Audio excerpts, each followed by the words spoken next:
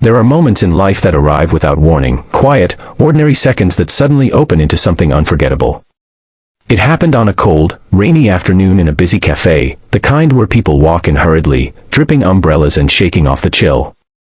No one noticed the girl who stood just inside the door, balancing awkwardly on a prosthetic leg, her crutches trembling slightly as she scanned the room for a place to sit. Her face held the kind of tired determination that children shouldn't have to wear. She was only about 12, with hair tied back in a messy ponytail and clothes that looked worn from more than just everyday use.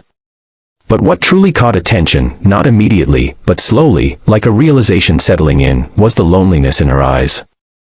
Her name was Mara, and she had been walking for far too long, both in life and in the literal world outside that cafe. She just needed a seat. She just needed a moment to rest. And as she moved down the aisle, people looked at her but quickly looked away, pretending their tables were full, pretending not to see her struggle.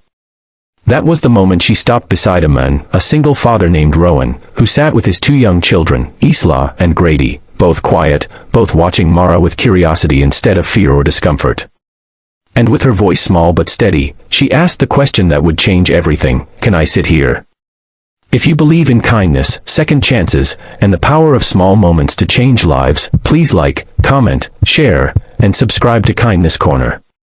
Also, tell us in the comments, where in the world are you watching from? Rowan immediately felt something shift inside him. Life had not been gentle with him either.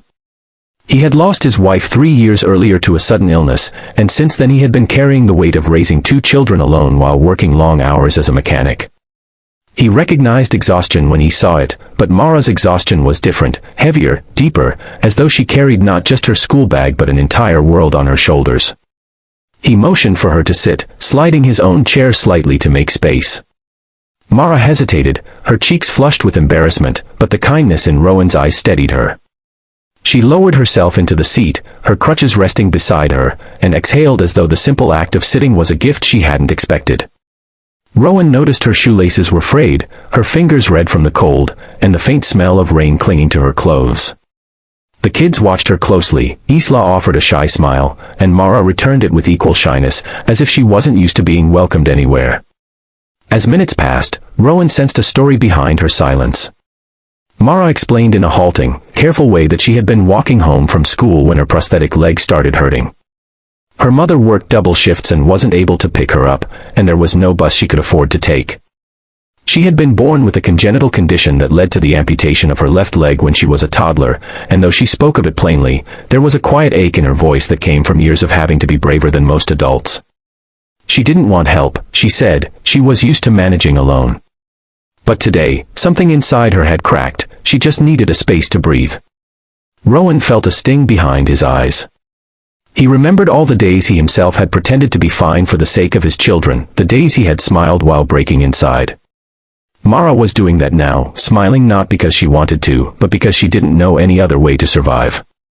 The cafe, warm and bright, wrapped around them like a shelter from the world outside. Rowan decided, without saying it aloud, that he would make this moment count. He bought her a warm sandwich and hot chocolate, placing them gently in front of her. Mara froze, unsure whether to accept. Rowan reassured her with a simple nod, and for the first time since she had entered the cafe, her face softened. She ate slowly, as though savoring not just the food but the rare feeling of being cared for. His children began chatting with her, asking about school, hobbies, and the stickers on her crutches. Mara answered with shy pride, each question peeled away a layer of loneliness.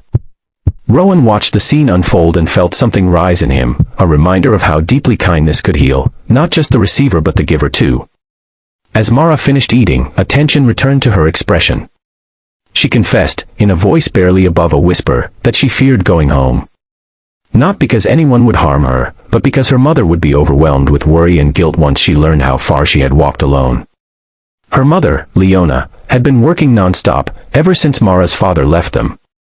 Money was tight, medical bills never seemed to end, and Mara often pretended she wasn't hurting to avoid adding to her mother's burden. Rowan's chest ached hearing this. He realized Mara wasn't asking for pity, she was asking for understanding, for someone to see her without judgment. Rowan decided he would drive her home. Mara's eyes widened in disbelief, and for a moment she looked as though she might cry. Not from sadness, but from the overwhelming unfamiliarity of being helped. As they stepped outside into the clearing rain, Rowan held the door open for her, and something inside Mara cracked in the gentlest way. She whispered that no one outside her mother had ever done something like this for her. Her voice trembled, and Rowan placed a comforting hand on her shoulder, reminding her she wasn't alone in the world, even on the days she felt invisible. When they reached her home, a small apartment in an aging building, her mother rushed out in panic, her face drained of color. But when she saw Mara safe, standing beside Rowan and his children, her fear dissolved into gratitude.